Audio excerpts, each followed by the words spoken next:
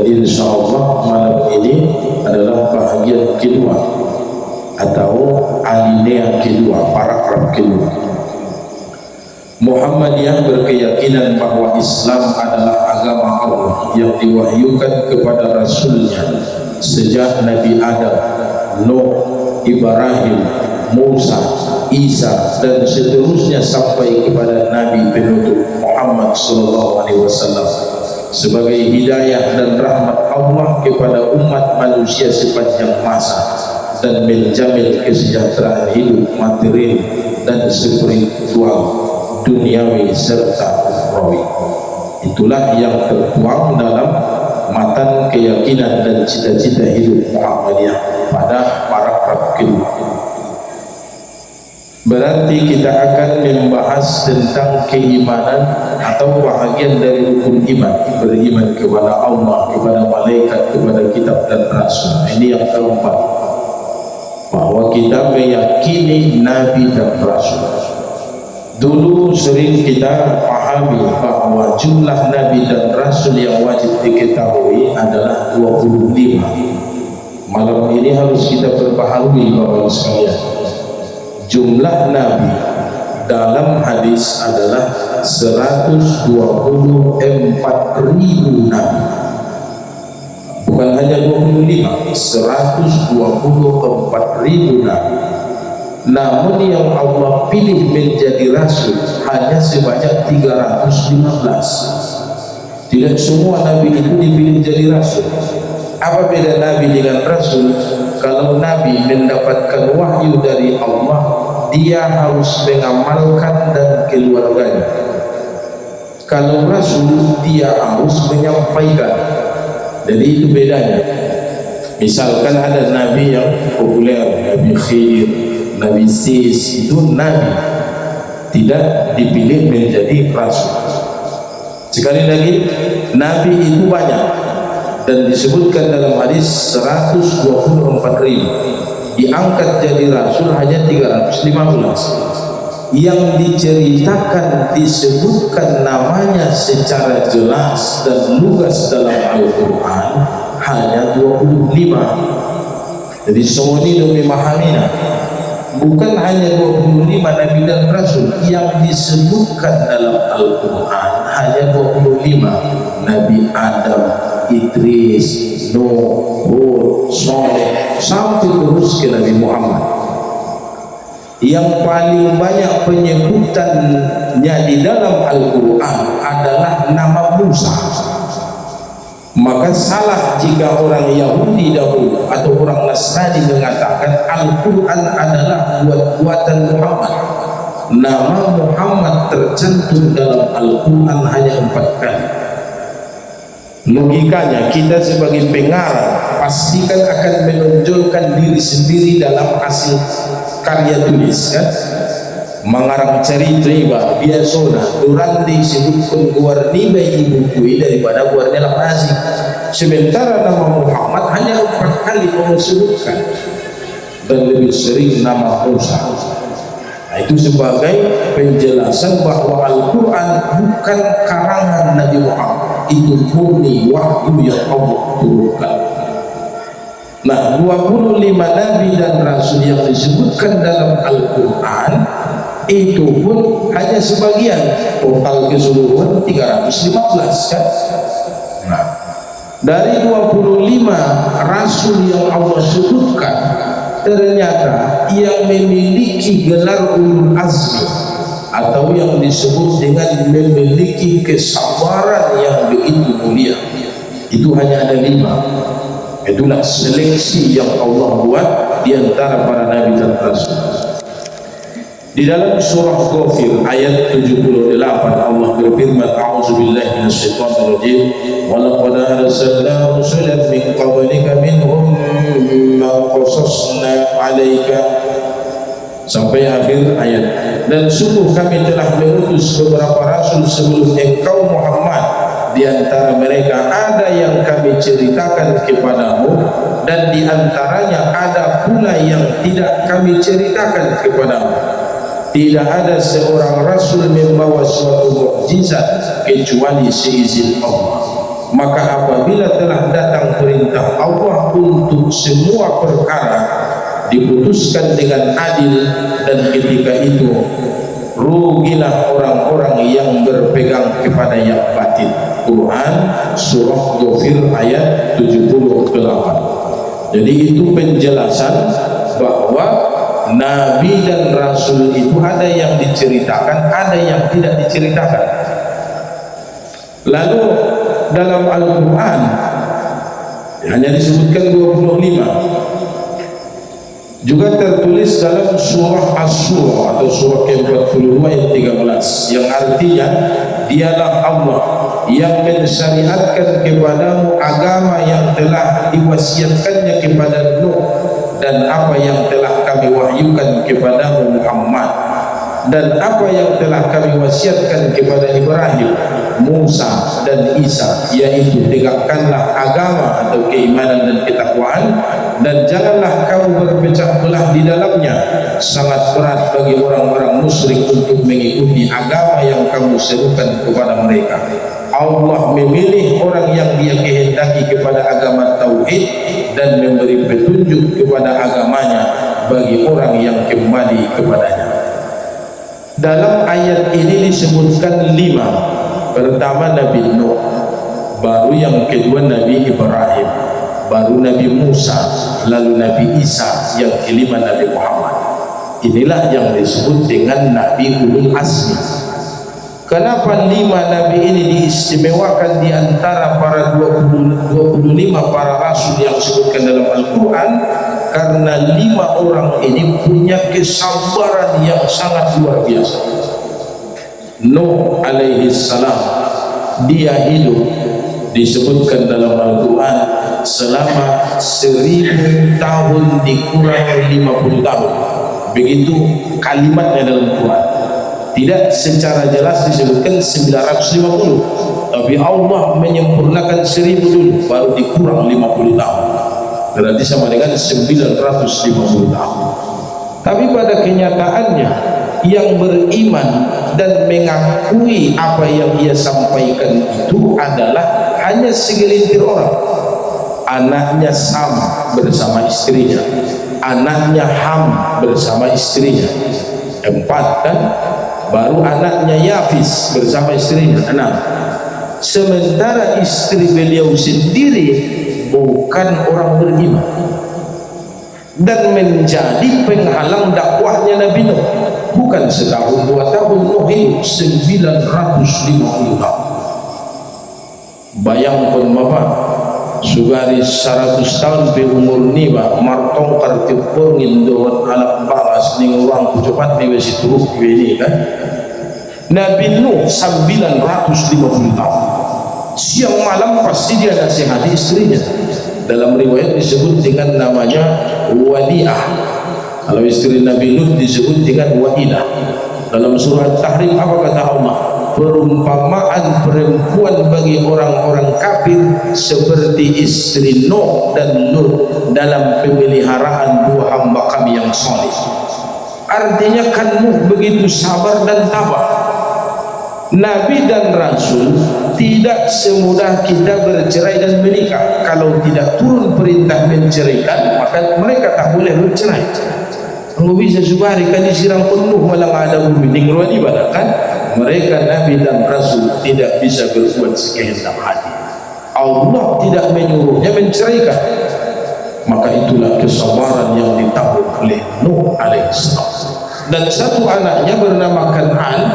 5 putra Nuh, 1 meninggal di usia muda, yang panjang umur 4, Sam, Ham, Yafis, Kan'an. Kan'an mengikuti ibundanya, tidak beriman kepada dakwah yang dibawa oleh ayahnya. Apa ajaran yang dibawa Nuh? Cuma satu, yaitu kalimat La ilaha illallah. Hanya itu perintah. Dakwah 950 tahun hanya menegakkan kalimat tauhid La ilaha illallah. Dalam riwayat banyak disebutkan bagaimana cara Nuh mengajarkan kita. Tapi hanya sekedar cerita atau cerita iloko manombo marzudut kubtai dan Muhammadiyah. Alaikan pala dong alangan dong na meninggal mandirit bermartahlil. Jadi komentar kaji mo yun daw kaji ni Nuh lupa nga pero sampai dia mo kaji ni Muhammad ni kumita wa'asyudu ko ustadi semua ni para jodoh sadoni turunkan Allah kalimati la ilaha illallah adalah kepada Nuh.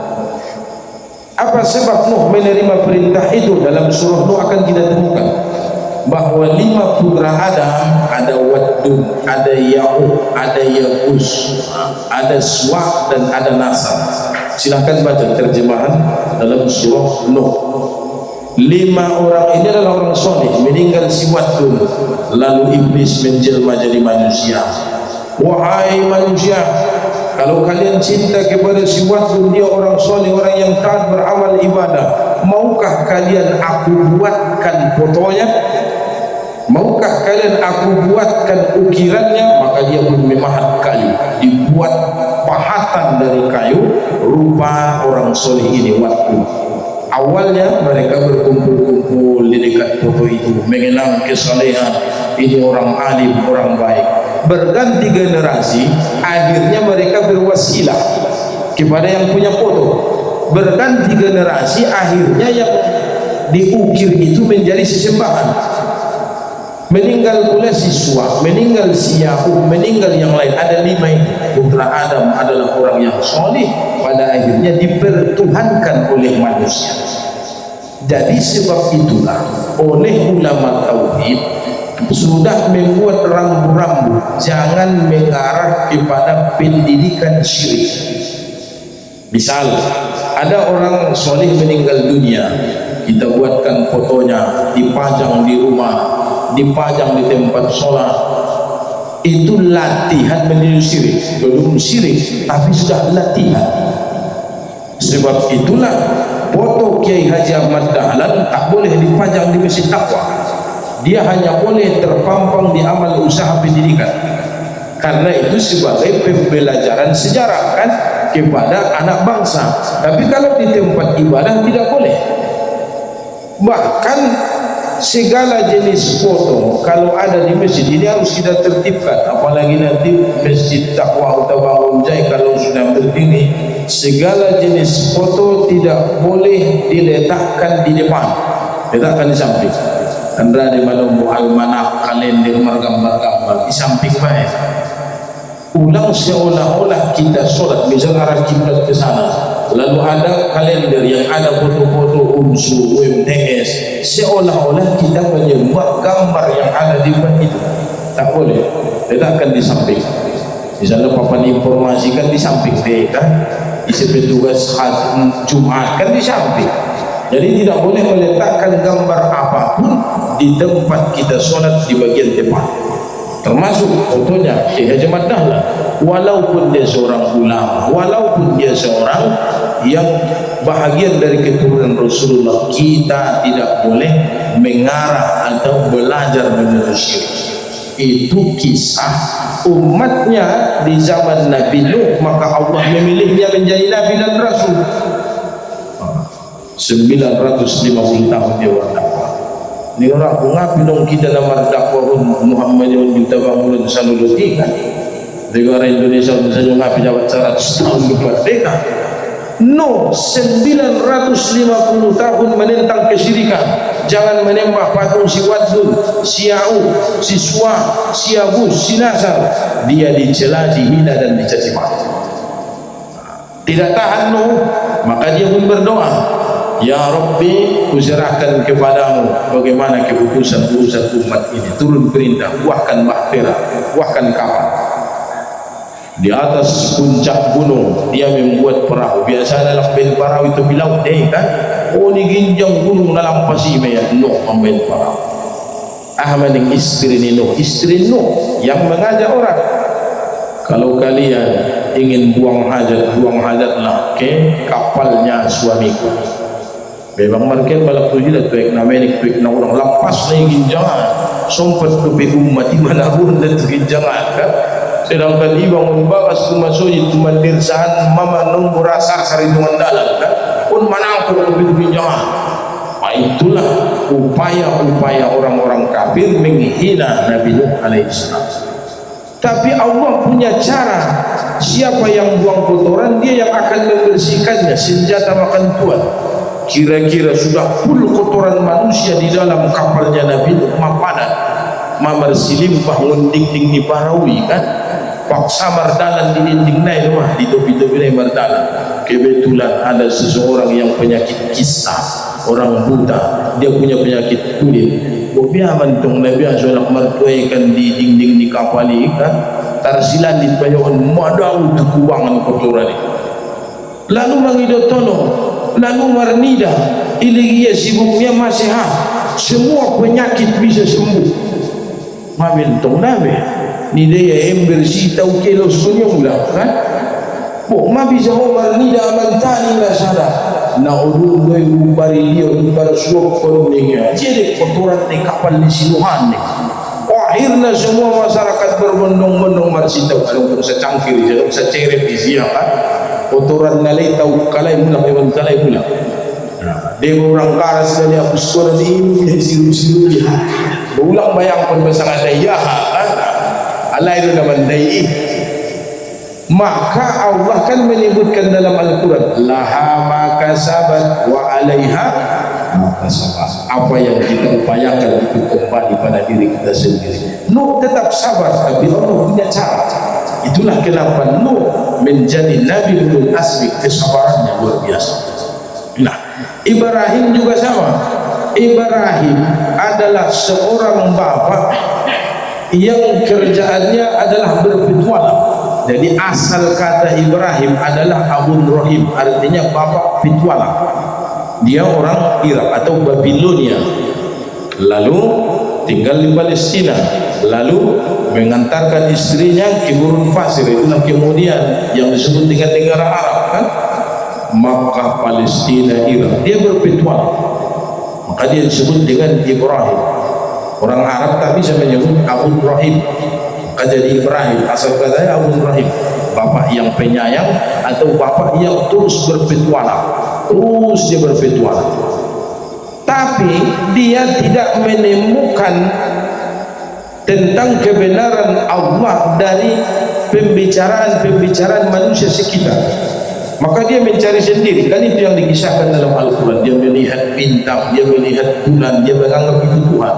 Rupanya terbenam, berarti bukan Tuhan. Dalam riwayat disebutkan karena usia Nuh sangat panjang, di saat Ibrahim sedang mencari-cari tentang kebenaran tauhid, masih sempat bertemu Ibrahim dengan Nuh. Kan Adam, Idris, Nuh, Hud, Soleh, Ibrahim. Ada dua nabi rasul di antara mereka, tapi karena panjangnya usia Nuh, Ibrahim masih sempat bersua. Dia belajar kepada Nuh. Disitulah dia baru menemukan tentang ketauhidan atau tentang ilmu tentang Allah. Maka jadilah Ibrahim ini menyampaikan dakwahnya. Tapi lagi-lagi tantangannya adalah ayahnya. Ayahnya adalah seorang pemahat, seorang pembuat patung yang akan disembah oleh manusia saat itu. Ibrahim dia sudah menemukan kebenaran siapa itu Rob yang harus disembah. Inilah tantangannya. Dia sabar karena dia akan berlawanan dengan ayahnya. Jadi dia kira-kira pada iba anakna si matubang nibai mengara sembahyang ngara marah ibadah. Idokon lena sehat isong kakeiwa. Mange si mantong kocok ningal biwa. Nah aku menyelaki mangan oh sayyidu ilmu meninggal biwa kan. Itulah yang dialami Ibrahim, tapi dia sabar, terus dia bermohon kepada Allah agar Allah memberikan hidayah kepadanya. Tapi itu tidak mungkin. Kenapa Ibrahim tetap mendoakan? Rupanya karena dia telah pernah menjanjikan kepada ayahnya, ayah terserah kau mau berbuat apa, aku akan mendoakanmu kepada Tuhanku. Nah karena janji itu makanya Ibrahim terus mendoakan. Padahal Allah sudah menjawab, ayahnya tidak akan menjadi bahagian orang yang beriman. Jadi karena sebuah janji makanya Ibrahim terus mendoakan. Jadi kesabaran Ibrahim yang paling terkenal ketika bapaknya ikut-ikutan melemparkannya ke kobaran api yang besar. Doa ayahnya bekerja sama untuk membakarnya. Dan Ibrahim terus berharap kepada Allah, hasbiyallah wa ni'mal wakil, hasbiyallah wa ni'mal wakil, atau hasbunallah wa ni'mal wakil. Kalau Ibrahim mengucapkannya hasbiyallah wa ni'mal wakil, hasbiyallah wa ni'mal wakil. Datang malaikat penjaga api. Ibrahim, kau minta agar kami malaikat penjaga api membuat api ini padam, dalam sekejap akan kami padamkan. Apa jawab Ibrahim? Hasbiyallah, cukuplah Allah penolong ini. Datang malaikat penjaga hujan menawarkan bantuan, Ibrahim menolak. Dia tetap hasbiyallah wa ni'mal wakil. Datang semua bantuan, dia tetap mengucapkan hasbiyallah wa ni'mal wakil. Ditambah usia lebih binatang adong warna cocak paling mengumbus-umbus api saja yang umbus-umbus ya. Tapi ada satu burung pipit, dia mengambil air dengan paruhnya ingin memadamkan kobaran api yang besar. Ditertawakan semua hewan, pantada sudah binatang jadi yang malang nabi si into piu-piu ning hewan-hewan. Ahmad jawab ni burung pipit, saya tahu paruhku tidak bisa membawa air yang banyak, tapi sekecil apapun usahaku ingin membuktikan bahwa aku ingin membela kekasih Allah. Jadi itu iktibar buat kita. Cicak sadia malang umbus-umbus di coca nganangkan dalam martambagar api, tapi usaha dia ikut-ikutan membakar Nabiullah atau Ibrahim, maka dia menjadi hidup. Sementara burung kecil tadi, sedikit apapun, sekecil apapun bantuannya, itu pasti akan Allah balas. Maksudnya Bapak Ibu sekalian, di kita belajar tentang kisah Ibrahim, samenik-menik di bantuanmu di agama, iparitong pentuhan di sana jingat. Ulang padir alai manusia pimpinan, alai manusia selalu sebut ulang semua ni. Sandari ahadu pertolonganmu menurut kemampuan. Jadi kita memposisikan, artinya selalu memposisikan diri sesuai porsi masing-masing. Sudah nadong memanfaatnya kan? Maksudnya pala nasu sehat bemata nasi manolong naik. Kita baik tukang ombus ya kan? Ulang pengisu yang manorokong matanya jadi murah sehat. Malalak Nabi suantong, kita baiknya mata-mata.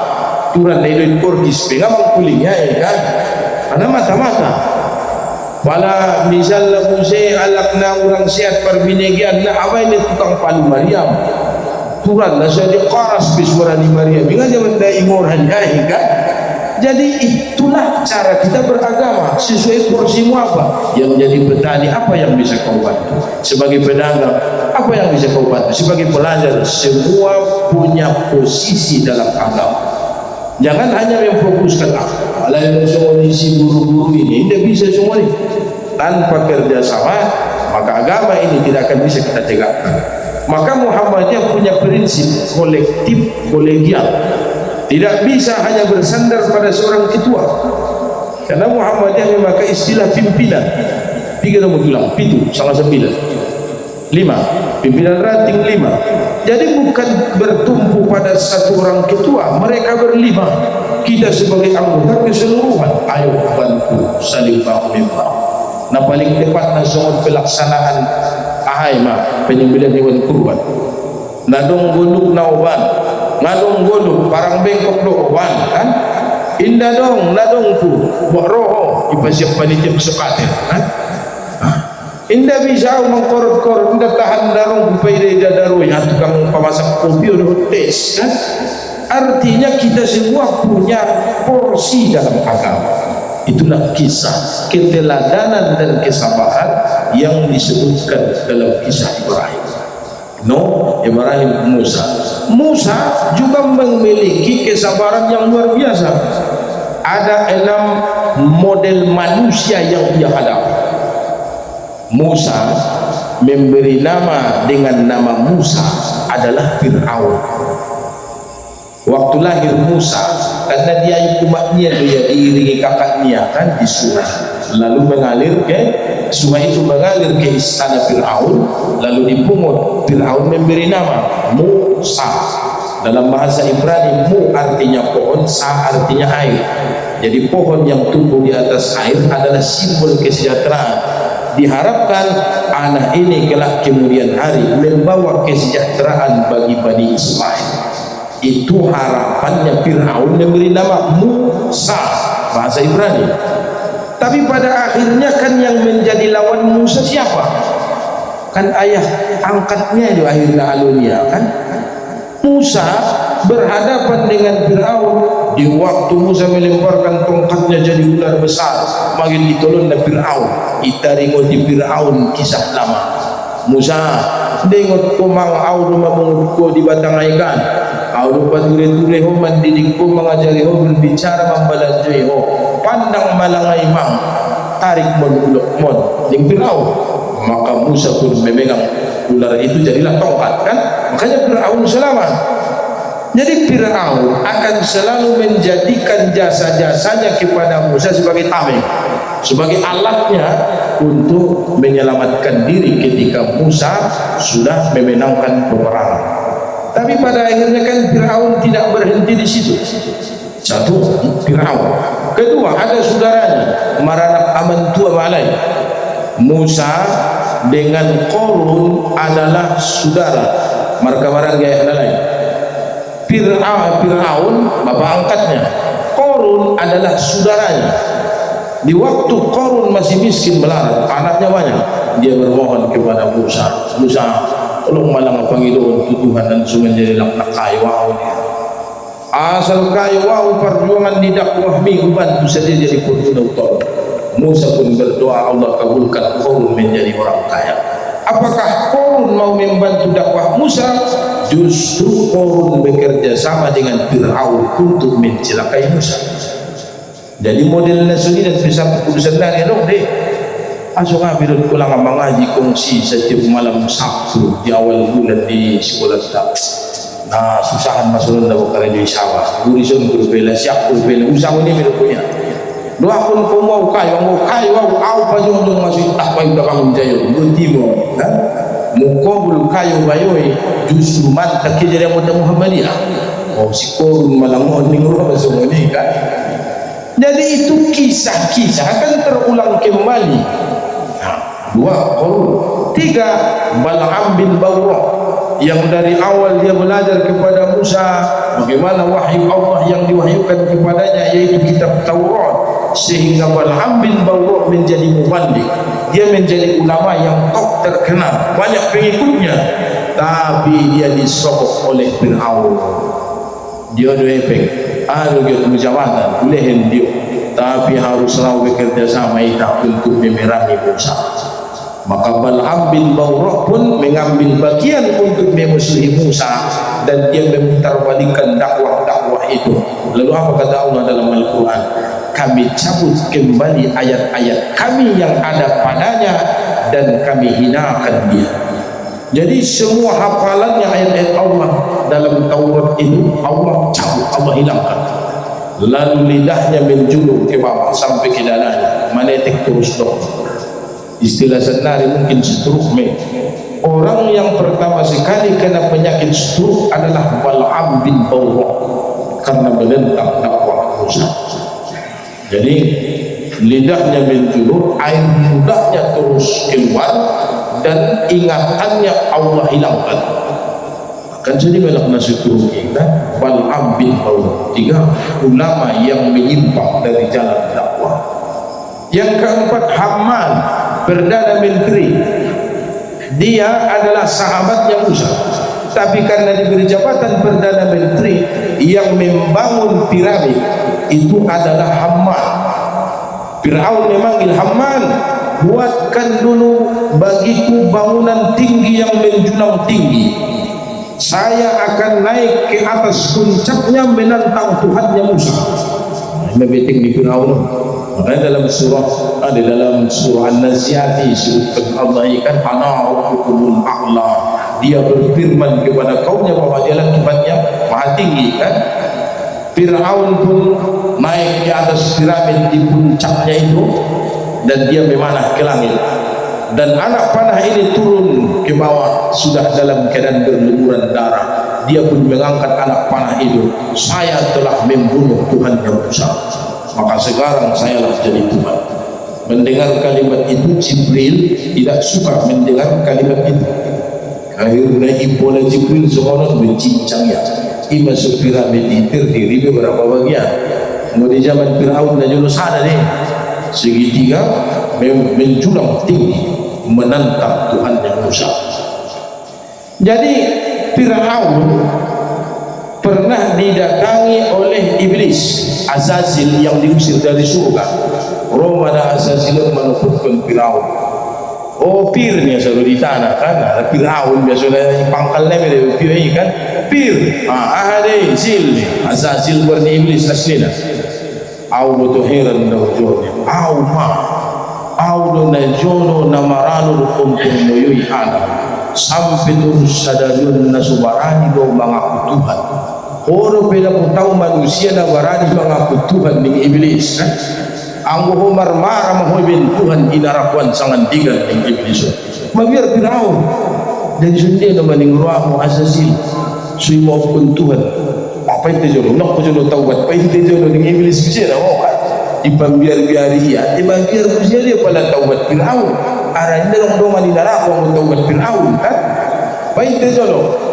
Indah pena parah ko, au pindah pena parah. Along lu pena parah pada itu ada dua. Ning iblis. Aduh marungan ni ho, na surah sujud Tuhan au mengaku Tuhan. Along lu pena parah pada itu. Aduh sadana ning iblis. Isemai sadahalam. Madunguro sudah runiai mengidomo mengidoizi. Matung inte tangannya seolah mengidomo kawang kang mengidomo kawang di parlay. Ngari manopun ia menumpar pada tanah dua dengan iblis. Jadi jangan sampai kita dah hadirun katuan ni Firaun lebih katuan ni iblis. Bunga mengidomo patong saudaranya tiada maaf bagi ni kan. Ia menumpar pada Firaun iblis. Akhirnya Firaun tidak boleh berarti orang lebih kat Tuhan tadi Firaun kan dah jadi Tuhan. Imam Hamman, Firaun, Qarun, Bal'am bin Bawrah, Hamman yang kelima yang menjadi lawan Nabi Musa ada namanya kaum Sabat. Kaum Sabat pun model-model nyalak di kampung model kaum Sabat. Kaum Sabat mereka diperintahkan oleh Allah untuk berusaha malusuk sugarina ada pun nomor amal ibadah pun usaha ulang sugari berusaha ulang lo dah jadi panganon dan sugari turun mesin surga ni kan Allah kabulkan berkah doa Nabi Musa Allah kabulkan maka turunlah makanan dan minuman manna dan salwa atau makanannya sejenis burung puyuh, tidak burung puyuh, sejenis burung puyuh terbang dari surga hingga di hadapan mereka berombong-rombongan semua para putih bertumpuk-tumpuk memotong pukul dan itulah yang mereka masak dan minuman Allah turunkan embun dari surga sehingga menambung bulung-bulungnya hitam pungkalai lebih putih daripada susu lebih manis daripada madu tongkin do nama amal ibadahi pangadon naman dan salwa mau usia meninggalai sugarina Musa turun jan suruh dalam sabang suruh jis kacang tanah bawang merah bawang putih kan ini usia dia lupa orang kan indana tahan orang pun saja man dan salwa. Jadi Bapak Ibu sekalian ning ruan tadi ulang sugari marusaho turun sugari sereng ginjang benau pun marusaho maramal ibadah ning ruang deh main juga dari dicoba umat Nabi Musa mereka tidak perlu bekerja makanan dan minuman Allah turunkan ternyata membosankan bosan.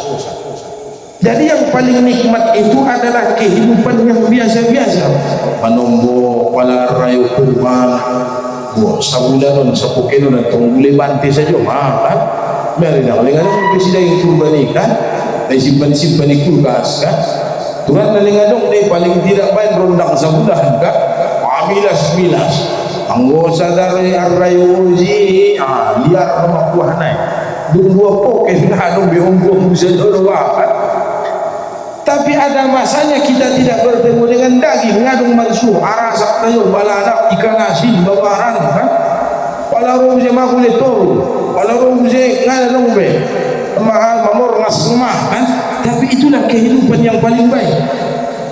Seandainya kita menikmati makanan dan minuman dari surga tapi dimakan di dunia, kita akan dosa. Makanan surga itu akan bisa lebih nikmat adalah ketika kita hidup di dalamnya. Angkon di surga dari tinggal di pangan surga baru terasa nikmat. Bani Israel umat Nabi Musa memakan dan meminum manna dan salwa, ternyata mereka bosan. Lengsolangan namar kacang panjang ini, namar kacang buncis kan? Itu yang diberitakan dalam Al-Quran surah Al-Baqarah. Apakah mereka berhenti sampai di sini? Tidak. Memang ini Bani Israel payah diatur, memang sulit diatur.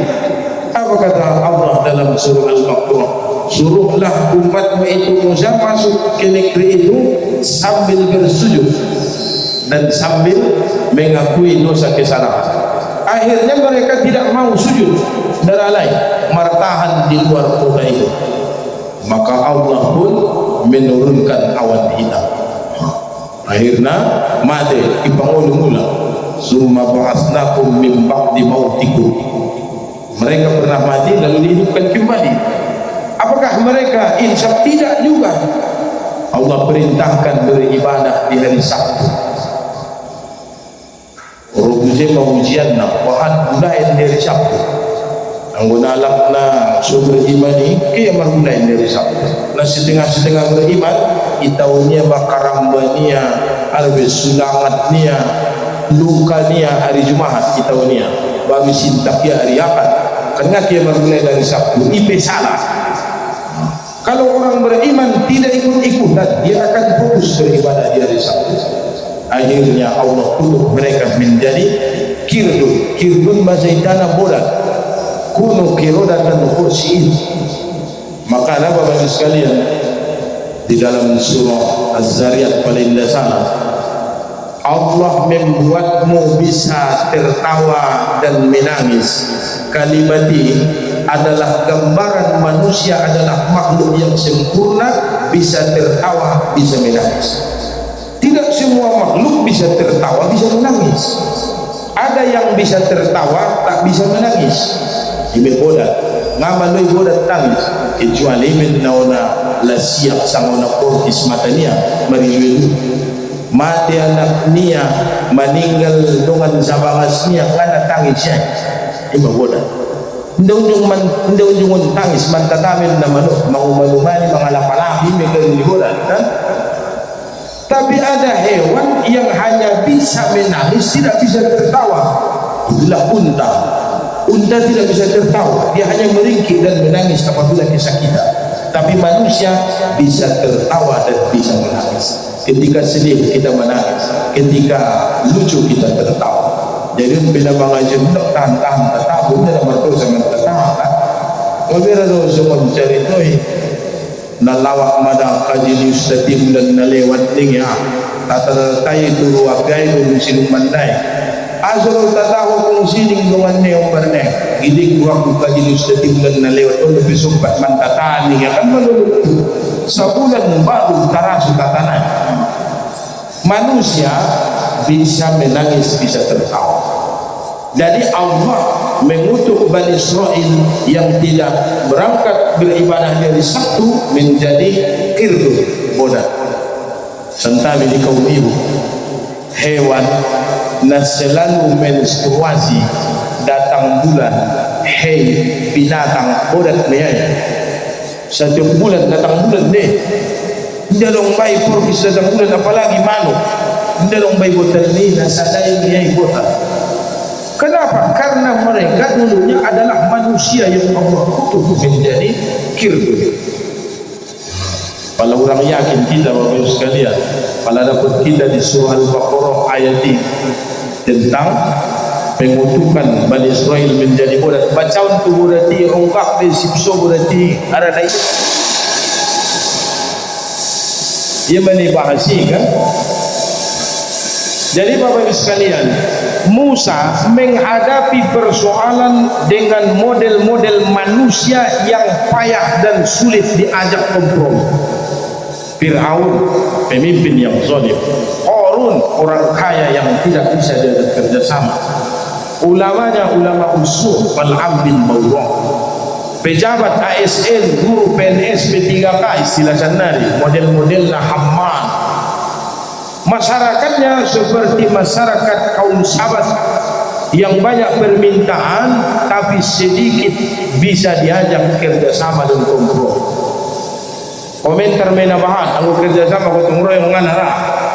Jadi kisah itu sampai sekarang Allah abadikan di tengah-tengah kita, tetap ada manusia-manusia seperti itu. Makanya Musa diangkat menjadi ulul azmi. Selesai Nuh, Ibrahim, Musa. Isa dalam sebutan dalam Al-Quran disebut dengan Al-Masih.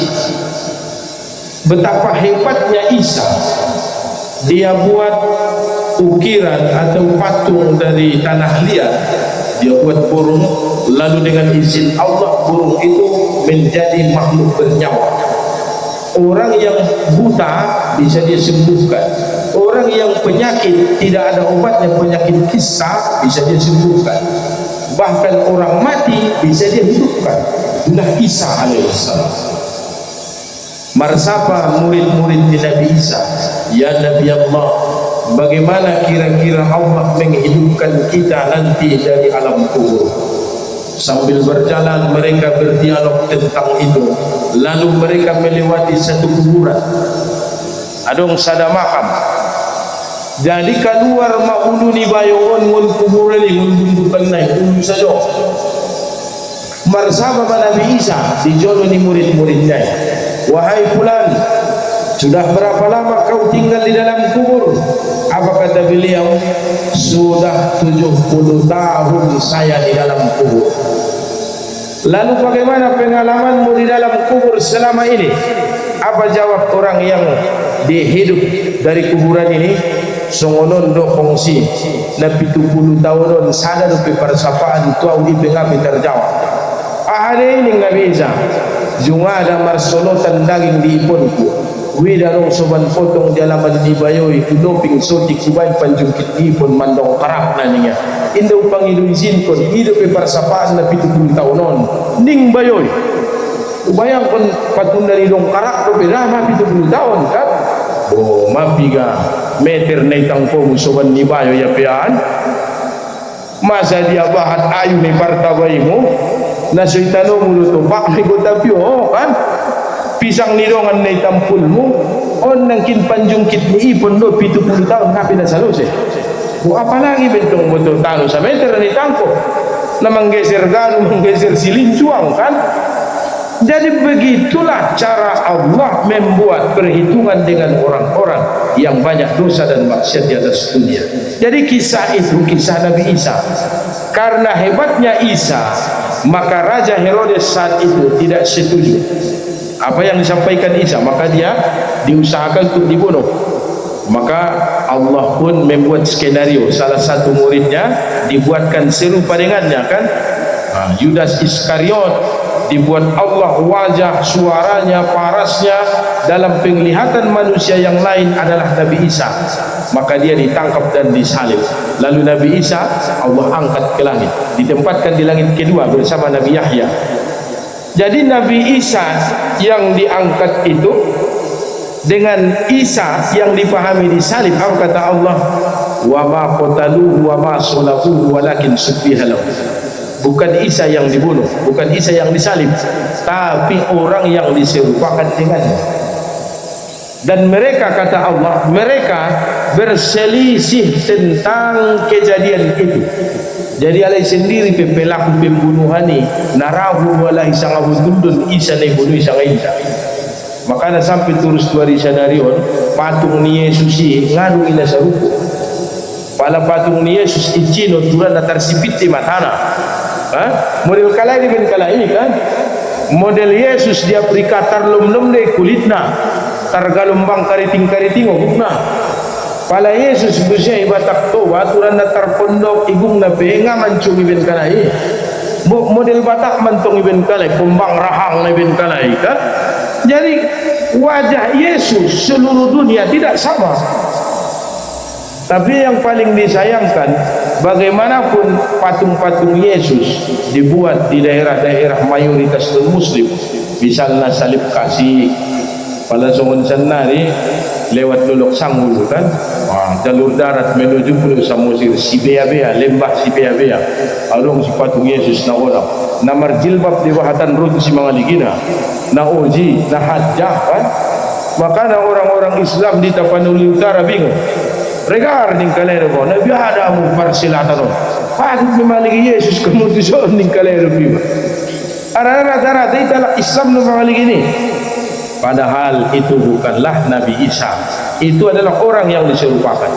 Nah, gambaran ini semua Allah kisahkan kepada Nabi Muhammad agar dia sabar menghadapi umatnya, dan juga menjadi pedoman buat kita agar kita sabar menghadapi orang, agar pimpinan sabar menghadapi anggota. Itu gambaran ini. Kenapa dalam matan keyakinan dan cita-cita hidup Muhammadiyah dicantumkan kisah ini, bahwa Muhammadiyah meyakini Islam adalah agama yang diwahyukan kepada Adam, Nuh, Ibrahim, Musa, Isa dan Nabi Muhammad, karena di situ terletak kisah kesabaran yang sangat luar biasa agar kita bisa menteladaninya. Namun Bapak Ibu sekalian, figur uswatun hasanah dalam Al-Quran, orang sini pamati tungkin lau mencas kan, figur uswatun hasanah dalam Al-Quran hanya disebutkan dua orang. Pertama Nabi Muhammad, surah Al-Ahzab ayat 21, dan yang kedua adalah Nabi Ibrahim alaihissalam pada surah Al-Mumtahanah ayat 4. Al-Ahzab ayat 21, laqad kana lakum fi rasulillahi uswatun hasanah. Jadi Nabi Muhammad itu bisa dijadikan suri teladan atau contoh yang baik. Dan Ibrahim dalam Al-Mumtahanah ayat 4, qad kanat lakum uswatun hasanah fi Ibrahim. Bedanya Nabi Muhammad pakai lam, laqad kana. Anggusungun sarujami dawana joli purbai persejarah non, lam artinya adalah huruf takkid, qad huruf takkid, huruf yang menguatkan informasi. Khusus Muhammad dua huruf itu Allah cantumkan, lam dan qad, laqad kana. Kenapa Allah kuatkan dengan huruf takkid? Karena banyak manusia yang meragukan kenabian dan kerasulan. Ibrahim hanya disebutkan qad kana, tidak pakai lam kan. Jadi dua Bapak Ibu sekalian yang bisa kita jadikan contoh dan teladan, dan dua orang inilah makomnya yang paling tinggi. Waktu Rasulullah Isra Mi'raj, dia menemui di langit ketujuh Nabi Allah Ibrahim alaihissalam, Ibrahim Khalilullah. Dia memelihara anak-anak yang sangat banyak. Sudah anak-anak yang meninggal sebelum akil balik ditempatkan di langit ketujuh dalam pemeliharaan Nabi Allah Ibrahim. Alam layan dan hujan. Pokoknya anak-anak lain lebih akil balik meninggal dunia, mereka ditempatkan di langit ketujuh dalam pemeliharaan Nabi Allah Ibrahim. Lewat itu disebut dengan alam lahud. Kalau langit ketujuh, mulai langit pertama sampai langit ketujuh namanya alam malakut, boleh dilintasi oleh malaikat. Di atas itu namanya alam lahud, alam ketuhanan. Tak ada yang boleh melintas di situ. Jibril yang semula bareng dengan Nabi Muhammad, Rasulullah mengajak, ayolah Jibril, kita bareng dari dunia. Atas misalnya memang harus Tuhan. Nabi Muhammad ulat dan menatulah awli Jibril. Nabi Muhammad tidak percaya, dia paksa, Jibril pun mulai terbang. Lalu Allah pun menghukumnya, jatuh tersungkur Jibril. Ibu wali Nabi tangguh semuanya Jibril sama paiti. Allah semuanya bersuruh Tuhan. Nabi Muhammad bertemu dengan Rabbnya. Rasulullah dua kali melihat Allah dengan mata zuhirnya. Sekali itulah dalam peristiwa Isra Mi'raj. Rasulullah mengucapkan salam, Assalamualaikum. Allah tak menjawab. Turun lagi ke langit ketujuh. Di situ ada Nabi Ibrahim dan Jibril. Ya Jibril, aku telah mengucapkan salam kepada Rabb, namun Allah tak menjawab. Salah doi Muhammad dengan Jibril patut mendoakan Tuhan ansu selamat. Karena tidak assalamualaikum kan keselamatan atas kamu. Dia yang punya nama As-Salam yang maha selamat. Jadi bagaimana saya Jibril harus mengucapkan salam kepada Tuhan? Au pingamal mengajari Allah. Allah mengajari Rasulnya cara. Berangkat kedua kalinya Nabi Muhammad, maka dia pun duduk bertahiyat, duduk bertawarruk. Semundi dulu tahiyat akhir. Mohon maaf, pantat kiri bulan kan? Pansiam jonjo itu unai baru pansiam pira. Rasulullah pun penunjuk. Terjadilah dialog. At-tahiyyatu lillah wassalawatu watthayyibah. Itu ucapan Nabi Muhammad. Dijawab oleh Allah, assalamu alayka ayyuhan nabiyyu wa rahmatullahi wa barakatuh. Allah yang mengucapkan salam. Lalu Nabi Muhammad mengingat kita, tapi lahir kita saat ini. Rasulullah mengingat semua umatnya, maka dia pun menjawab dengan doa, assalamu alayna wa ala ibadillahis sholihin. Kepada hamba-hambamu ya Allah yang soleh, siapa yang pernah salam kan minta sepanjang solat kita, maka seluruh malaikat mengucapkan syahadat di alam langit, asyhadu an la ilaha illallah wa asyhadu anna muhammadan abduhu wa rasuluh. Lalu Allah pun menjawab dengan doa, Allahumma sholli ala Muhammad wa ala ali Muhammad. Nabi Muhammad ingat akan bapaknya, itulah Ibrahim ada di langit ketujuh. Kama shallaita ala Ibrahim. Itu Nabi Muhammad yang mengucapkan. Allah balas lagi, Allahumma barik ala Muhammad. Atau dalam riwayat lain, wa barik ala Muhammad wa ala ali Muhammad. Nabi Muhammad ingat lagi bapaknya di langit ketujuh, itulah Ibrahim Khalilullah. Kama barakta ala Ibrahim wa ala ali Ibrahim innaka Hamidum Majid. Itulah yang diabadikan dalam tahiyat akhir. Jadi jangan main-main, itu dialog Allah dengan Rasulullah yang disahuti malaikat, yang didoakan juga adalah Nabi Allah Ibrahim. Nah, dua orang inilah yang boleh kita contoh, Nabi Muhammad dan Ibrahim. Tanpa menyebut nama dua orang ini, solat kita batal. Tidak sah supaya ini main dokter selawati kan? Allahumma salli ala Muhammad wa ala ali Muhammad kama shallaita ala Ibrahim wa ala ali Ibrahim innaka Hamidum Majid. Barik ala Muhammad, atau Allahumma barik ala Muhammad wa ala ali Muhammad kama barakta ala Ibrahim wa ala ali Ibrahim innaka Hamidum Majid. Muhammadiyah tidak berani menambah dan mengurangi doa itu. Semua dia dialog lain semua ini faham.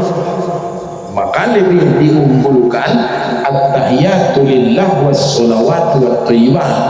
Memang ada riwayat lain menyebutkan at-tahiyatul mubarakatus sholawatut thayyibatu lillah. Nabi Muhammadiyah mentarjih yang pertama, at-tahiyatu lillah was-sholawatu wat-thayyibat. Itu dialog Rasulullah dengan Allah. Jadi luar biasa sholat harus menyebutkan nama dua orang ini. Nah, kisah inilah yang dicantumkan dalam MKCHM. Muhammadiyah meyakini semua nabi dan rasul itu agamanya Islam. Agamanya Islam diabadikan Allah dalam Al-Quran pada surah Ali Imran ayat 19. Apa kata Allah? Inna dina indallahil Islam. Sesungguhnya agama di sisi Allah ialah Islam. Dalam surah Ali Imran ayat 85, wa may yabtaghi ghayral islami dinan fala yuqbal minhu wa fil akhirati minal khasirin. Dan barang siapa mencari agama selain Islam, dia tidak akan diterima, dan di akhirat dia termasuk orang yang rugi.